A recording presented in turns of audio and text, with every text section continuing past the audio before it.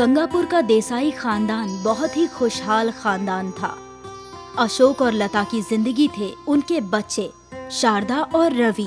शारदा 16 बरस की थी और रवि 11 बरस का। शारदा, रवि, बच्चों चलो, मुझे दफ्तर जाने में देर हो जाएगी। आ रही हूँ अब्बा। शारदा कॉलेज से जल्दी लौटकर अपनी अम्मी के काम में मदद किया करती थी और जब अशोक दफ्तर से लौटता था तो उसके लिए चाय भी बना कर लाती थी। ये लीजिए अब्बा, आपकी चाय। शुक्रिया बेटा। अम्मी, मैं रिया के घर जा रही हूँ, 1 घंटे में लौट आऊंगी। ठीक है। शारदा के वहाँ से जाने के बाद अशोक ख्यालों में खो गया। क्या हुआ?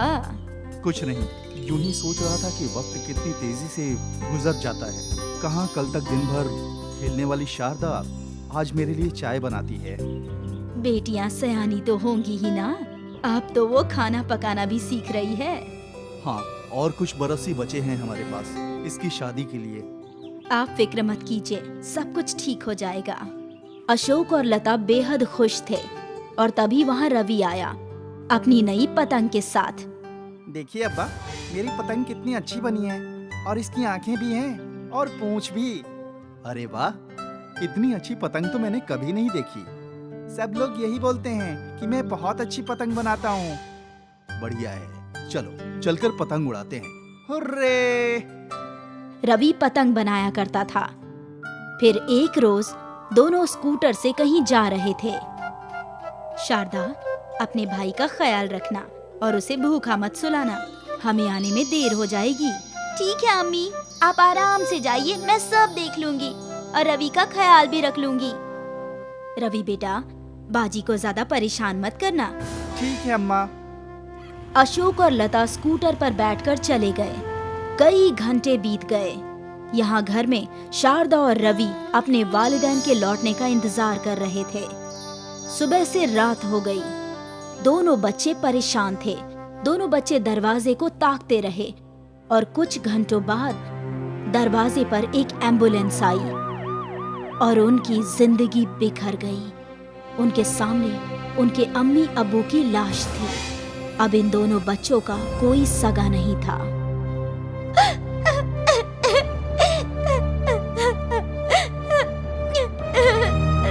अब हम क्या करेंगे बाजी?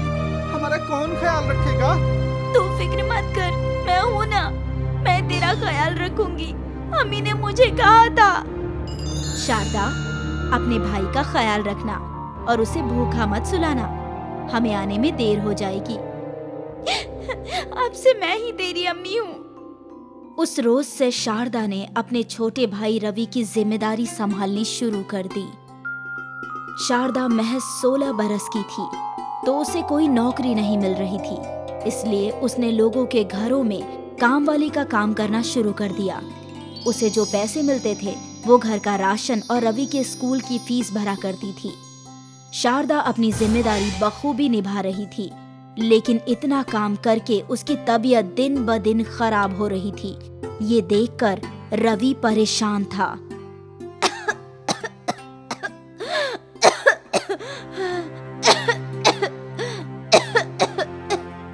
रवि हमेशा सोचता रहता कि वो कैसे अपनी बाजी की मदद करे। लेकिन मैं कर भी क्या सकता हूँ? मैं इतना छोटा हूँ। एक रोज रवि स्कूल से लौट रहा था कि उसकी नजर एक बड़े इश्तिहार पर पड़ी। लिखा था, महासंक्रांति स्पेशल, बड़ा पतंग मुकाबला, पहला इनाम 2 लाख रुपए, दूसरा इनाम 1 लाख रुपए और तीसरा इनाम 50,000 रुपए। ये पढ़कर रवि बेहद खुश हो गया। कुछ सोचकर रवि खुशी खुशी अपने बाजी के पास गया। बाजी, इल्म है, इस शहर में बड़ा पतंग मुकाबला हो रहा है। अच्छा है। और तो और इनाम 2 लाख रुपए का है। क्या? हाँ, और सोचो बाजी, अगर हम ये मुकाबला जीत गए तो हमारी जिंदगी बेहतर हो सकती है। तुम्हें लोगों के घर काम करने की भी जरूरत नहीं। हाँ, वो तो है, लेकिन अगर हम नहीं जीते तो कोई बात नहीं, लेकिन अगर हम जीत जाएंगे तो सब कुछ सही हो जाएगा। रवि की इस बात ने शारदा के मन में उम्मीद का दिया जला दिया। वो भी बेहतर जिंदगी के ख्याल से मुस्कुराने लगी। लेकिन इसके लिए मुझे पैसे चाहिए, कितने पैसे? कम से कम 1000। इतने सारे पैसे हैं तो मेरे पास, लेकिन वो तेरी अगले माह की फीस के लिए हैं। बाजी, मुझे लगता है कि मैं जीत सकता हूँ। हमें इस मुकाबले में हिस्सा लेना चाहिए। रवि का खुद एतमाद देखकर शारदा ने उसे पैसे दे दिए। रवि ने उसी रोज से पतंग बनाना शुरू कर दिया। वो दिन रात अपनी बड़ी पतंग पर काम करता रहता। ये क्या, तूने अभी तक खाना भी नहीं खाया? वो मैं भूल गया। इस पतंग को रंग जो रहा था। तेरी पतंग इतनी अलग क्यों लग रही है? क्योंकि ये एक बाज है। मैंने कागज को चिपका कर इसकी शक्ल बनाई है। देखो। अच्छी है। और कितना वक्त लगेगा तुझे ये पतंग बनाने में? अब बस एक और रोज। अच्छा है। और मुकाबला कब है? परसों मकर संक्रांति के रोज। ठीक है। शारदा रवि के लिए खाना लेकर आई। चल आकर। क्या? क्या क्या क्या कर रहा है? तू अपना काम कर, मैं तुझे खाना खिलाती हूँ। रवि के लब पर मुस्कुराहट आ गई और वो खुशी खुशी खाना खाने लगा।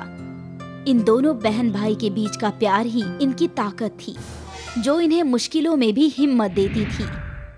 अगली सुबह रवि की पतंग तैयार थी। देखो बाजी, मेरा बाज तैयार है आसमान में उड़ने के लिए। अरे वाह, ये तो बेहद खूबसूरत है और बड़ी है और मजबूत भी।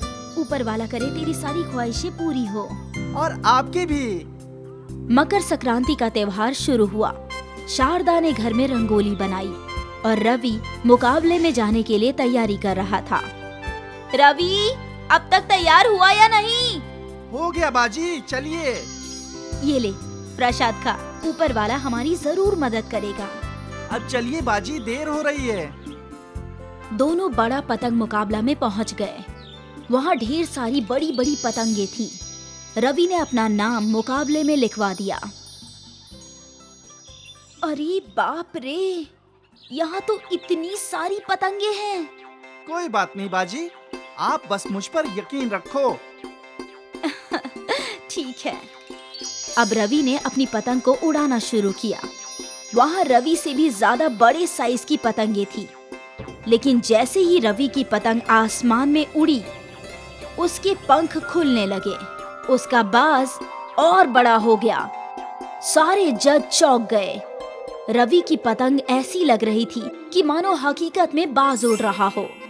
रवि की पतंग को पहला इनाम मिल गया और साथ ही 2 लाख रुपयों का चेक भी। वो चेक रवि ने अपनी बाजी के हाथ में दे दिया। मुझे तो यकीन ही नहीं हो रहा। क्यों नहीं? आपने ही तो कहा था कि सब कुछ ठीक होगा, तो अब सब ठीक होगा। अब आपको इतनी मेहनत करने की कोई जरूरत नहीं। शारदा अपने आंसू रोक नहीं पाई और उसने अपने छोटे भाई रवि को गले लगा लिया। रवि और शारदा ने छोटी सी दुकान खोल ली और उस रोज के बाद उनकी जिंदगी बदल गई। शारदा ने फिर से कॉलेज जाना शुरू किया और रवि अपनी बहन की मदद करने लगा दुकान चलाने में। और इसी तरह मिलजुल कर दोनों भाई बहनों ने अपनी जिंदगी बेहतर बना ली।